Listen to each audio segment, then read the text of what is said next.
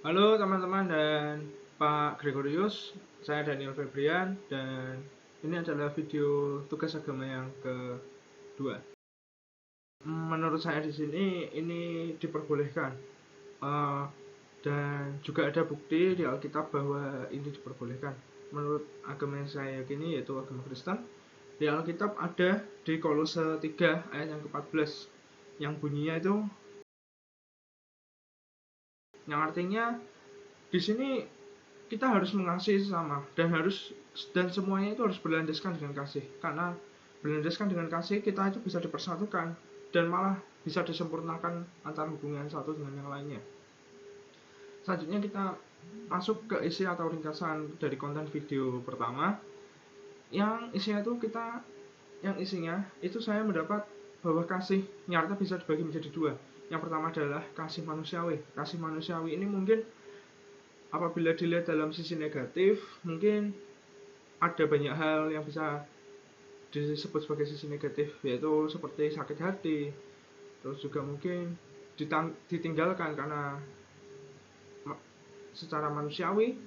Dan ada yang kedua adalah kasih ilahi. Kasih ilahi ini bisa dibilang merupakan kasih yang cukup aman, karena kasih ilahi itu tidak mungkin Allah itu meninggalkan kita, yang artinya hubungan kita sama Allah ini bisa baik-baik saja. Tetapi karena sudah disebutkan adanya dua kasih ini, berarti dua-duanya ini sama-sama penting.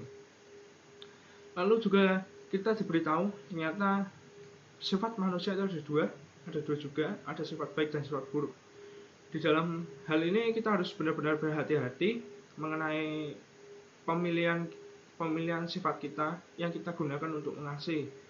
Kita jangan sampai kita mengasihi itu dengan sifat jahat kita, karena sifat jahat ini benar-benar mengandung segala sifat-sifat manusia yang bisa dibilang dalam hal yang negatif, seperti sifat amarah, sifat iri, sifat kedengkian, emosi, dan masih banyak lagi. Jadi harus berhati-hati dan kita harus pastikan bahwa kita harus mengasihi dengan sifat baik dari manusia.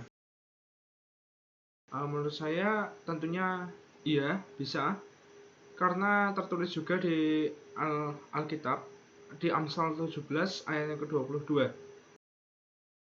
Hati yang gembira tidak lepas dari kasih dan tidak lepas dari pengampunan. Apabila kita bisa mengampuni, kita pasti memiliki bahagia di dalam hati kita. Apabila kita mempunyai kasih, pasti kita juga memiliki kesenangan dan suatu kebahagiaan. Dan kebahagiaan itu tadi yang malah mengobati penyakit-penyakit baik itu secara mental dan fisik.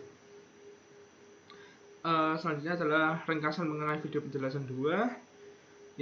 Yang bisa saya dapatkan dari video itu adalah dalam tiap agama memiliki berbagai sebutan atau bahasa mengenai pengampunan. Namun semuanya itu bisa ditarik suatu garis bahwa kita bisa untuk mengampuni atau memaafkan, kita akan merasa lebih bahagia, lebih senang, rasa keharmonisan di dunia, dan tentunya hal itu yang bisa berdampak terhadap kesehatan kita atau kehidupan kita di dunia.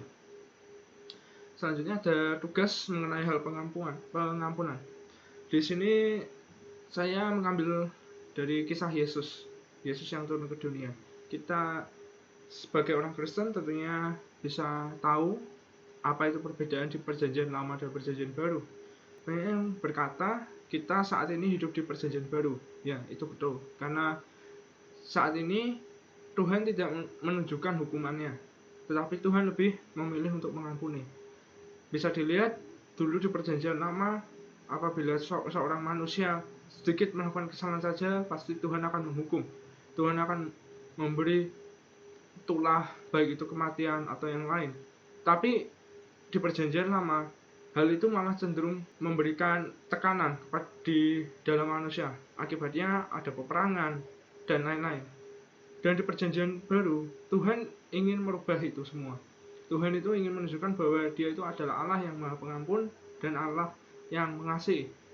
Akhirnya di perjanjian baru, sebagai tanda Tuhan Yesus rela memberikan anak yang tunggal, Yesus Kristus, untuk disalibkan dan menebus semua dosa kita, yang akhirnya hal itu menjadi tanda dari pengampunan Allah kepada manusia, dan juga menjadi tanda bahwa kehidupan perjanjian baru sudah dimulai. Selain itu juga didukung dari ayat Efesus 4 ayat yang ke-31 sampai ke-32. Isinya adalah,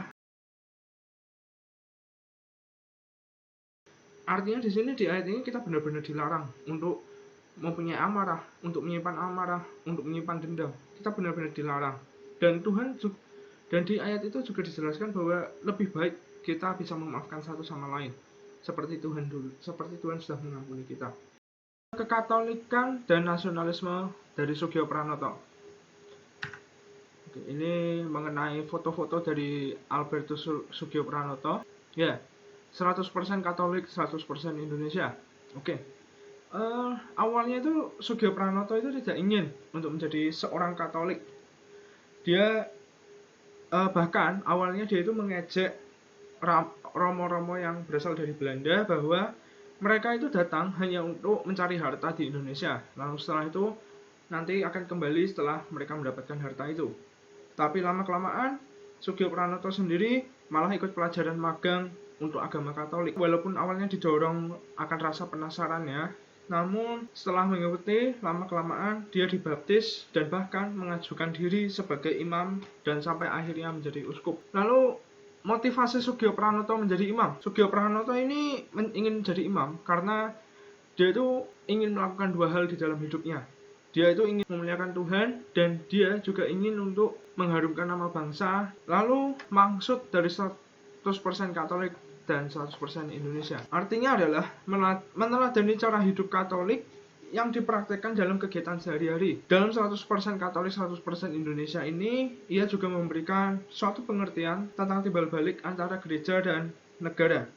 Singkatnya, negara itu menyiapkan suatu suasana yang penting demi mekarya hidup keagamaan dan kesusilaan. Sedangkan gereja sendiri itu memberikan dasar yang kokoh untuk hidup kemasyarakatan dan dalam hidup pemerintahan. Selanjutnya, ada peran dari Sugio Pranoto bagi bangsa Indonesia. Yang pertama, memindahkan pusat pemerintahan keuskupannya ke Bintaran, Yogyakarta. Dari yang kita tahu sendiri, Indonesia pernah mengalami suatu kejadian, yaitu serangan agresi Belanda yang bahkan menyebabkan Soekarno harus memindahkan ibu kotanya yang awalnya ada di Jakarta atau Batavia, harus dipindahkan ke kota Yogyakarta. Dan saat perpindahan itu, Sugio Pranoto juga dengan sigap melakukan pemindahan pusat pemerintahan keuskupan yang awalnya ada di Semarang, ia pindahkan ke Bintaran, Yogyakarta itu tadi. Selanjutnya, mengurus kepentingan keluarga Presiden Soekarno. Lalu hal yang bisa saya pelajari atau hal yang bisa saya dapat mengenai sikap nasionalisme dan kekatolikan dari Sugio Pranoto ini adalah kita harus bisa untuk menyelaraskan kehidupan beragama kita dengan kehidupan sehari-hari seperti yang sudah dilakukan Sugio Pranoto. Dia tetap menjunjung tinggi nilai kekatolikannya, tetapi dia tetap mengikuti kegiatan atau kehidupan sehari-hari bersama negaranya, dan bahkan juga menjadi orang yang bisa dibilang sebagai orang penting di balik kemerdekaan Indonesia. Terima kasih buat yang sudah menonton, juga terima kasih untuk Pak Gregorius. Itu tadi beberapa video reaction saya mengenai penjelasan yang Pak Gregorius berikan dan juga e-book yang sudah diberikan. Terima kasih.